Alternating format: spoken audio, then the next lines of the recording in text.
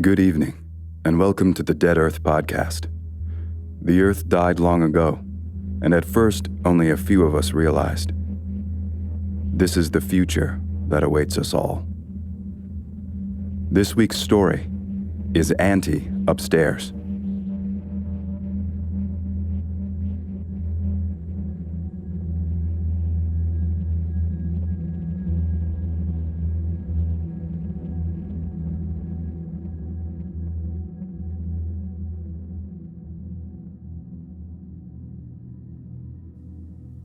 My closet door rattles, and I know it's her. She has done this before, and she will surely do it again.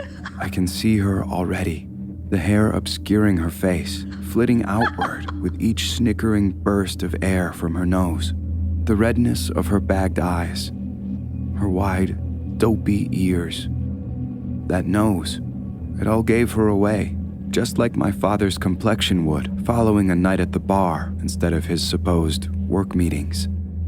I can already imagine the awkward jutting of her limbs, those towering, quivering contortions held aloft to allow her to squeeze into a space not designed for the human body. Her rotund belly, breasts, upper arms, all shaking with each cackle, shifting my hanging pants, uniforms, belts. She wears none of this clothing, but still it surrounds her, clinging, desiring to be of her. These spectral vestments carry a static charge long after she's gone, and I refuse to wear them in the morning light, much to my father's displeasure, because when I do, I can feel the cotton fabric drifting away ever so slightly. I can feel the tug of my pant, the writhing of my Easter Sunday tie. They point toward her, wherever she is, and I cannot decipher whether they are warning me of her looming existence, her corporeal proximity, or if they are giving me up, divulging my location as she sits and waits, lurking in the recesses of my home, whiling her time till I return. At the moment, though, my closet door is breathing, and I know why. My closet is shallow, designed like many suburban homes, not for form nor function, but rather to check off a box. There's hardly room for my modest wardrobe, much less a woman in her 50s. There are 4 panels comprising twin bifolds, with the innermost pair bearing brass knobs. As I grab hold and violently pull, the left side of panels collapse outward, tracking along a flimsy plastic guide set in the upper frame to reveal what cowers inside. Teeth yellowed and fingers long, Auntie Upstairs hides behind my closet door. Shucks, she slurs. Her breath is stale, and her tongue waggles behind her teeth. you found me out. Won't be so lucky next time. This she says again and again and again. Won't be so lucky next time. There is a price I will pay. I am certain. If I do not find her before I fall asleep. My friends tell horror stories of abuse, belts and errant hands, and scalding water and searing curling irons. But this is not the same. This is a threat of harsh and violent consequence, carrying behind it apocalyptic weight. Her diction belies a kind of hereditary fait accompli. The apotheosis of a decision made eons before, of another world entirely, another galaxy. What follows is always the worst part. There is an incredible sinking feeling as I hear her lumber down the hall, toward the kitchen where my mother watches the old television, the one my father used to have downstairs before he purchased the flat screen. Mother sits in there, feet on the table, sinking into a plastic chair she salvaged from Fieldy's Diner, because it's the only room she's allowed her cigarettes. Auntie upstairs pulls back the sliding door. There's wood exposed at the exact spot where her nails stab and scrape away the paint, and scolds her sister's habits. They both laugh. Muffled voices form chittering syllables that I can only decipher as pleasantries from my position down the hall. Their laughter eventually grows, an echoing, bellowing mirth which seals my fate. Not once does my mother ask why her sister might be coming down the hall from my room. Not once does she question her slinking gait or her bulging, glassy eyes and what thoughts might be hidden beneath. And then Auntie upstairs pushes up her eponymous staircase, the wood paneling screaming out beneath her weight in the way it only does for her. No one else seems to notice that. My mother shouts a last, giddy word up the stairs, receives one last chiding retort, and then the kitchen door slides shut. The volume of her programming resumes, and that sinking feeling consumes me. I am left to try and sleep as I hear the creaking, groaning, muttering of a smothered steel bed frame just above my head. Unkind years pass, sagging everything in the house, seemingly, except for me. As I grow taller, my mother's posture sinks further. My father's cheeks drop lower. Auntie upstairs ambles with increasingly heavy breaths.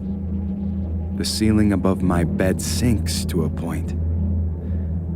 As I rise up, matching and then surpassing the height of my dear relative, my confidence grows.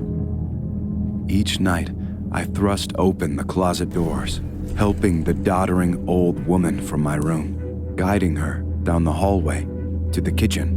My mother and I lock eyes sometimes during this recurrence, and we always smile, not a word passing between us. "Good night, Auntie." I call up the screeching staircase. Good night, child. She says when I am 14, 15. Is her response throughout my 16th year. And at 17, she says nothing at all. For a stretch of time, I can't remember when, Auntie upstairs began a campaign to have the two of us switch rooms. I remember the night she first suggested it over dinner.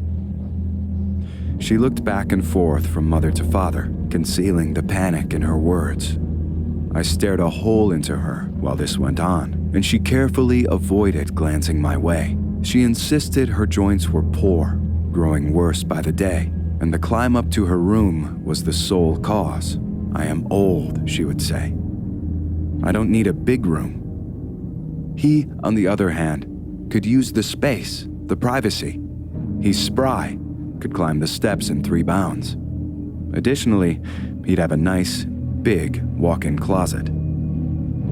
This was always the conclusion to her argument, and this was always the one and only time she'd look my way. A furtive glance. The black holes of her eyes would skitter in my direction, sizing me up, and then quickly again, away. She couldn't help revealing her true intention to me, confirming again and again that this was no innocuous request. I would insist that my room was too small for her and that I would help her climb the stairs. But each time the conversation would end with me shaking, insisting loudly that I would not give up my room, that I liked it, and it was mine, and I don't care that I'm being unreasonable. A few months later, each room still belonging to its intended owner, Auntie upstairs did something remarkable. There she was, protruding out the double doors, and I opened them gently, careful to mind her toes. A lavender dress shirt was draped across her face like a veil. I lifted it, intending to grab her wrist and guide her out of the room, but something stopped me. Auntie upstairs had never once gotten angry, sad, or scared in my presence. If she did, she didn't show it. As long as I'd known her, she would effortlessly shift between practiced joviality in public and a hungering delirium whenever her and I met in a corner of my closet. But that night was different. As I pulled back the shirt that obscured her countenance, noticing the always stubborn static cling of the shirt to her skin, I discovered that she was not, in fact, giggling quietly to herself, but sobbing. Tears stained the bulbs of her cheeks, collecting into tributaries of snot that splattered her nightgown and stained the carpet between her feet. She was truly pathetic, yet did not garner my sympathy. But given the events of the following night, I always wondered after whether she had known at that moment. She must have. Her and I, we had played a decade-long game of terror and subterfuge, and she had lost, utterly. The next evening, when I pulled back my closet doors, I found that Auntie upstairs had died. An old belt of mine from childhood, it did not fit anymore, but I had failed to throw it out, was tied around the steel rod bolted to the wall. The loop was just wide enough to fit her neck. Her tongue had protruded and deflated, dribbling down her chin. Her eyes bulged, her skin purpled, and her forehead was a shade of deep scarlet, veins bubbling up beneath the sagging skin. Her funeral was modest, my mother said. I did not go. I left town soon after and visited my family rarely. And now, years later and halfway across the world, I own a meager apartment on the outskirts of town with 3 closets and a cupboard, each of which I check as part of my nightly ritual. There's no fear in the act of it, not anymore. Instead, it's a sort of knowing. I will never be able to move where she cannot find me. My clothing still lingers in certain directions, fighting against the wind to let me know she is near. And each night, before I sleep, I find that out-of-place shirt or the uncanny spacing between 2 of my partner's dresses. I smile as I set the garments right again. I whisper to nothing, alone in my room. Found you.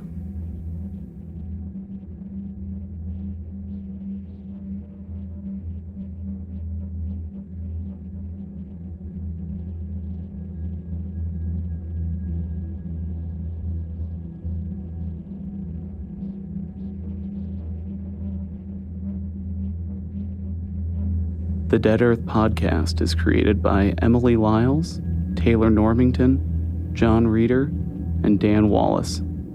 All stories are crafted by Taylor Normington. Auntie Upstairs was performed by John Reeder. Our logo artwork is designed by Chloe Burns. You can find more of her work on Instagram at Tiny Moon Studios. Episodic artwork by Sarah Vanderson. Our website is deadearthpodcast.com. Thank you for listening.